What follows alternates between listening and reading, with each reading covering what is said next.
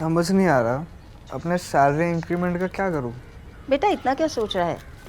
अपने mutual funds के SIP का टॉप अप करा ले।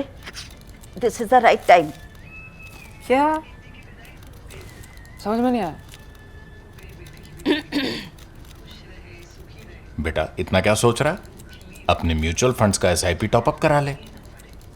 This is the right time. अब समझा।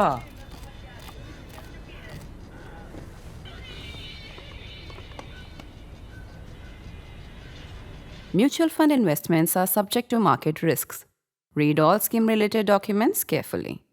This week, Pakistani negotiators met with representatives of the Islamic Emirate of Afghanistan in a desperate effort to hammer out peace along their borders. For years now, Pakistan has been seeing escalating violence targeting its military forces in the borderlands with Afghanistan. The army's failure to protect itself undermines Field Marshal Asim Munir's claims to be a successful military leader who can protect the country. So he struck back in Afghanistan using combat jets, drones and missiles. The problem though is far too complex to be fixed by bombs and bullets. Welcome to this week's edition of The Print Explorer. I'm Praveen Swami, a contributing editor at ThePrint. And I'm going to be taking you through some of the complexities about why Pakistan and Afghanistan always seem to end up at war no matter who is ruling the two countries. From the airstrips at Miranshah, it was just a short flight for the Pakistan Army's planes. North-northeast, almost in a straight line along the Pai Muhammad Ridge.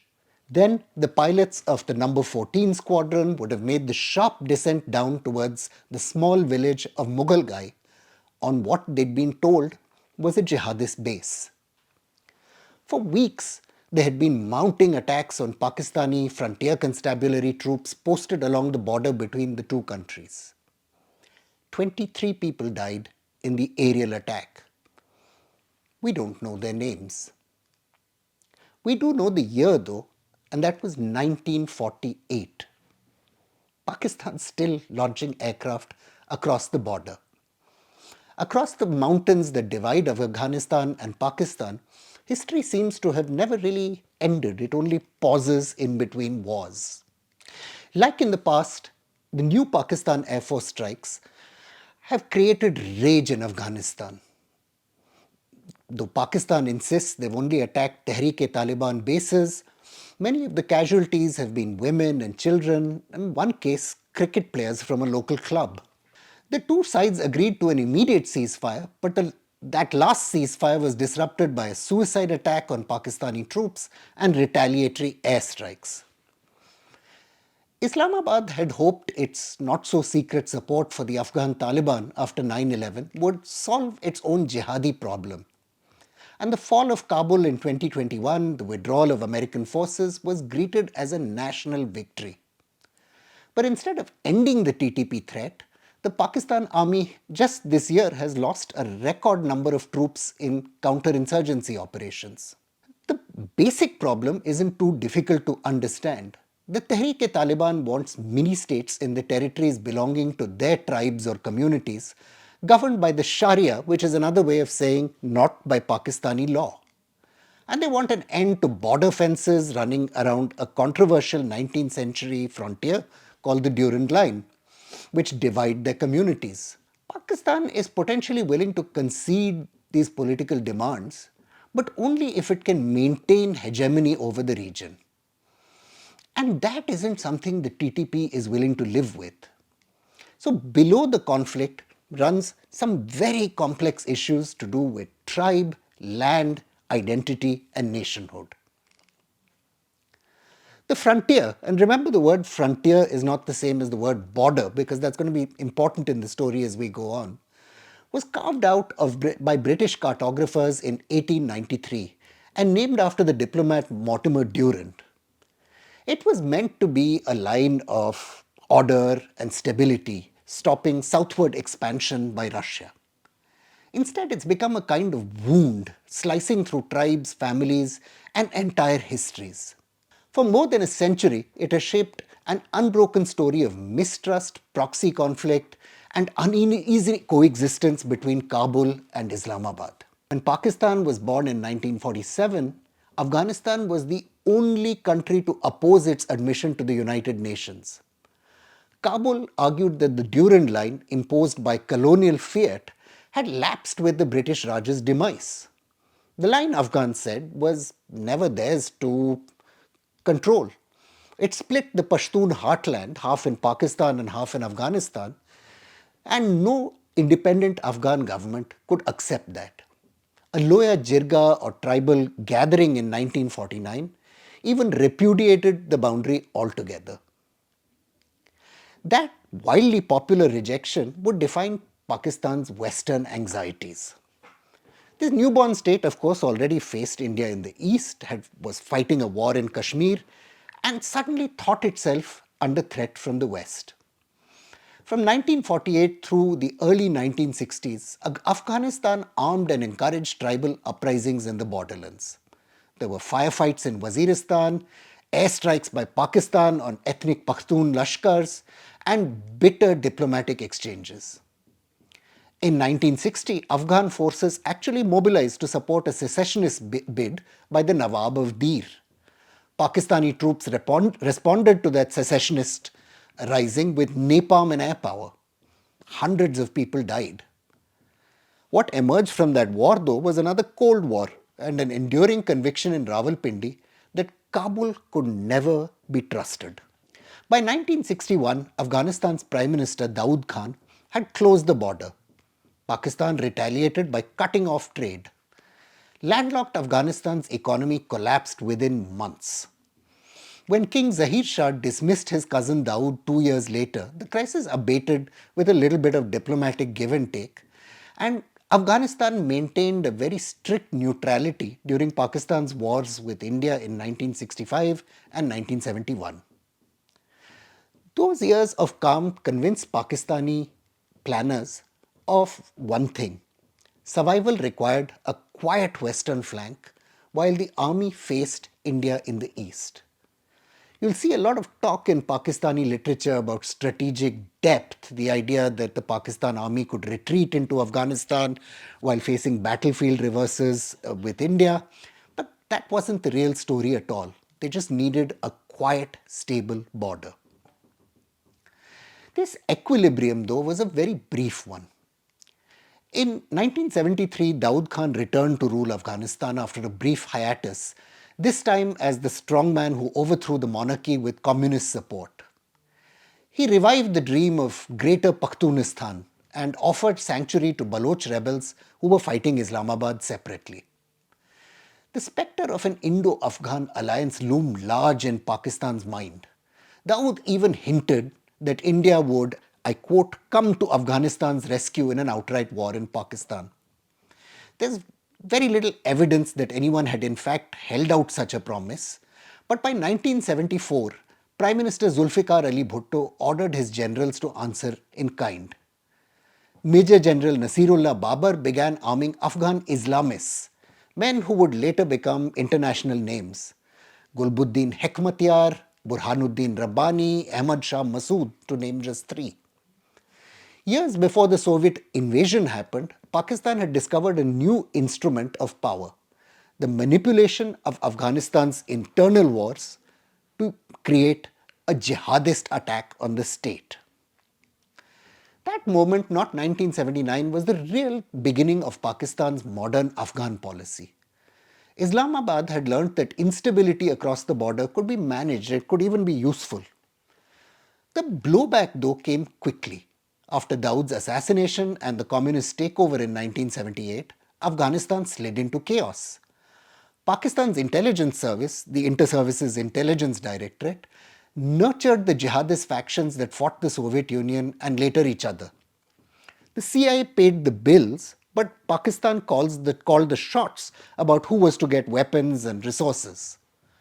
When the Taliban rose in the mid-1990s, they emerged as Rawalpindi's long-awaited answer: a disciplined Pashtun-led order that would keep India out and the border quiet, the country stable. But the idea of strategic depth, which was controlling Kabul to protect Pakistan, came with a pretty heavy cost.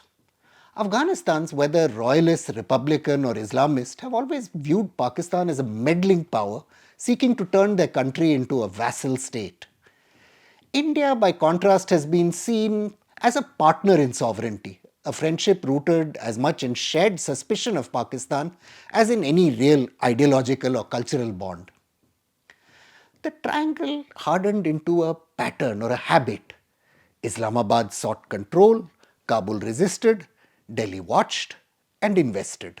In recent years, that old geography of suspicion has been remade into barbed wire and steel.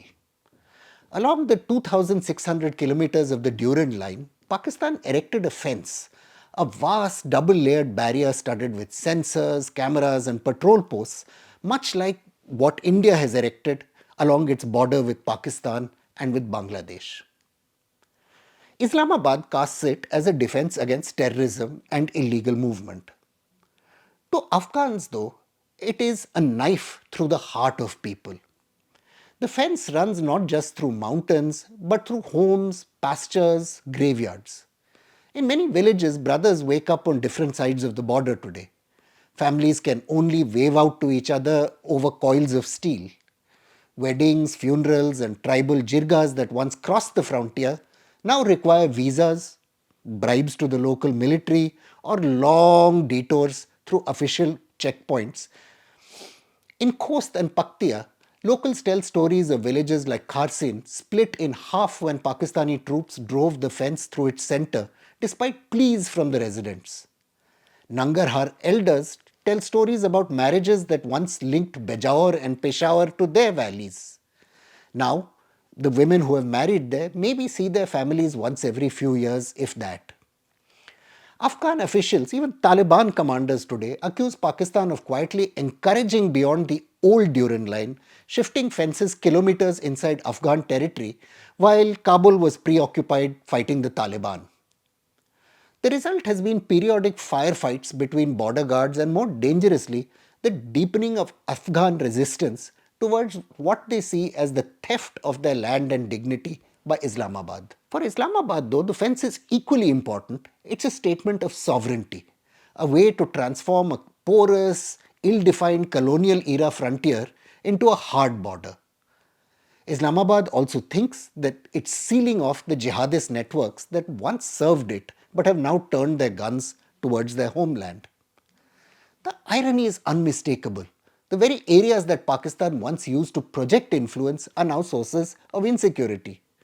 Groups like the Tehreek-e-Taliban Pakistan, sheltered in Afghanistan after the Taliban's return to power in 2021, have revived Islamabad's old nightmare, a hostile Kabul that offers sanctuary to insurgents and terrorists. The wheels come one full circle. For ordinary Afghans, the costs go beyond the politics. The economies of towns like Spinboldak and Chaman, twin towns that long functioned as a single market, have withered.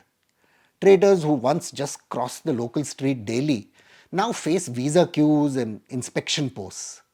Merchants in Parachinar or Khost complain that goods rot before reaching buyers. Families that relied on border trade for generations find themselves cut off from both sides, to Afghan for Pakistan, to Pakistani for Kabul. When Islamabad imposed visa rules at Chaman and Angur Adda in late 2023, protests erupted along the border. For months, traders kept the crossings shut, demanding the return of a world that Pakistan wants to demolish. There are even darker allegations too of what some Taliban officials call population theft, that Pakistan has issued its own identity cards and SIM cards to Afghans in the border districts, blurring nationality for those who live along the Durand line. In places like Spinboldak or Zabul's Shamalzi, locals say Pakistani officials have been encouraging them to register as Pakistani citizens, something the Taliban see as the quiet demographic annexation of a people whom the fence has already divided. Islamabad flatly denies this, but many Afghans think it's true and believe the territory is being redrawn without their consent. Thus, in Kabul, Taliban leaders now echo the language once used by monarchs and republicans and the Islamic Emirate before them. Chief of Army Staff Qari Fasiuddin Fitrat, the Taliban Chief of Army Staff, not too long ago accused Pakistan of building the fence inside Afghan soil and warned that the Emirate will not allow encroachment. Others within Taliban speak of the need to map the border anew and have been consulting century-old survey charts to prove that Pakistan has seized dozens of Afghan villages. Yet, even as they issue threats and maybe resort to violence, the Taliban know they rely on Pakistan for trade routes. It is a relationship neither side can afford, yet neither side can escape. The strategic calculus today remains much as it was in 1947. For Pakistan, Afghanistan must be friendly or at least neutral, never aligned with India.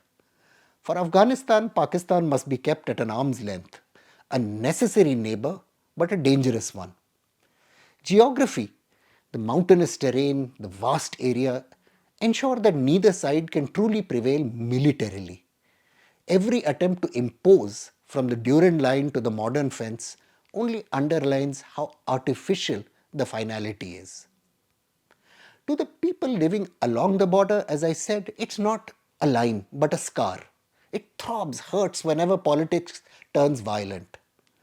Under no law, under no religion, one villager in Paktika told a researcher from the Afghan Analyst Network, is it right to split families and set up a barrier between brothers?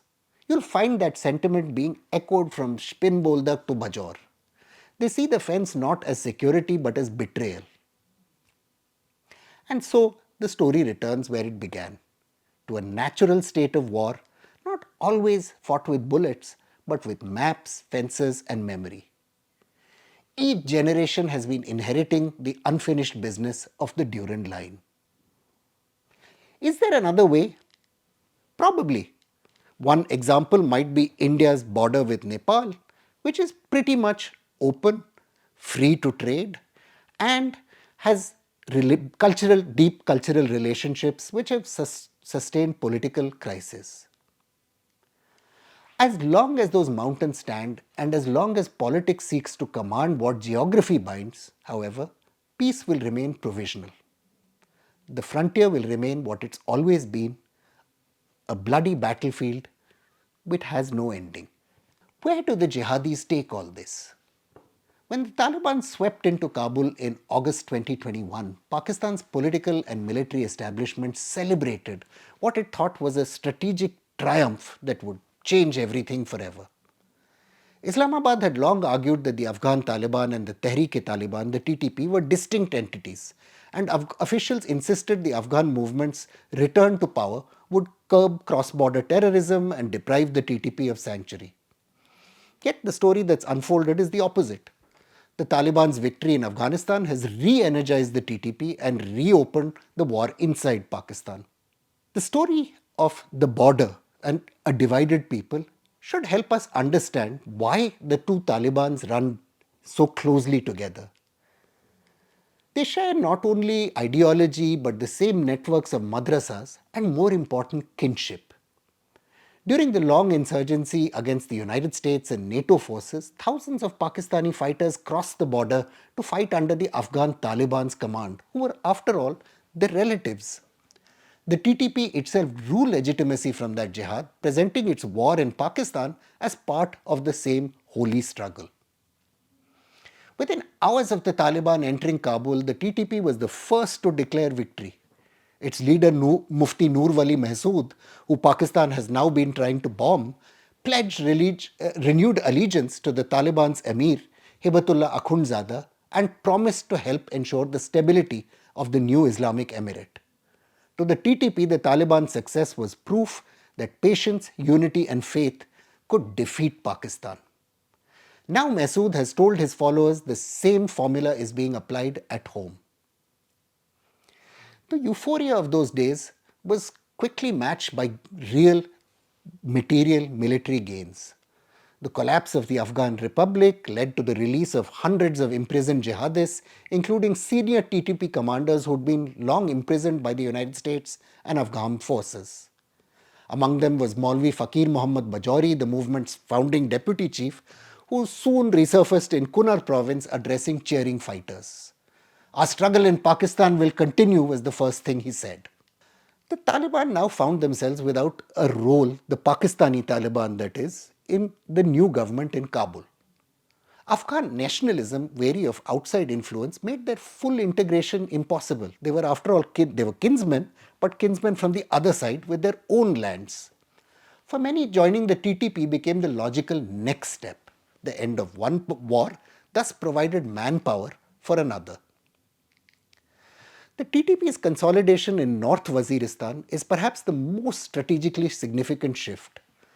Long dominated by Hafiz Gul Bahadur's faction, which maintained ties with Al-Qaeda and the Haqqani network, the district had resisted TTP control for years. Since late 2020, however, 9 local groups using the Ustad Alim Khan network, a former deputy of Gul Bahadur, have pledged allegiance to the TTP and Noor Wali Mahsood. North Waziristan, once the epicenter of the global jihad that looked outward, is again becoming the heartland of Pakistan's domestic insurgency. Peace talks between the TTP and Islamabad, brokered in Kabul in 2022, briefly raised Islamabad's hope of some accommodation. But the negotiations actually revealed the TTP's true ambitions. Its demands were not about prisoner releases or some cash, but the restoration of the tribal area's autonomous status and the full implementation of Sharia. In effect, a reversal of Pakistan's constitutional authority in its northwest. The talks predictably collapsed and violence resumed. For Afghanistan's Taliban, the dilemma is just as stark. The new Islamic Emirate might know it's better off without a frontal conflict with Pakistan. It cannot support the TTP without inviting diplomatic isolation and retaliation from Islamabad. Yet it can't restrain its own cadre from aiding their Pakistani brethren who moreover sacrificed their lives when they were needed. To the young foot soldiers who spent their lives fighting a foreign occupation, the idea of jihad ending at a strange colonial border is incomprehensible. The two Taliban's fates remain entwined in a cycle that began decades ago in the refugee camps of Pakistan during the jihad against the Soviet Union.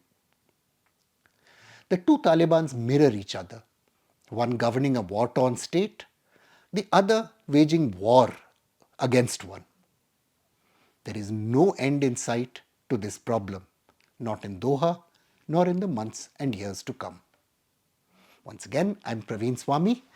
Thank you for watching this episode of The Print Explorer.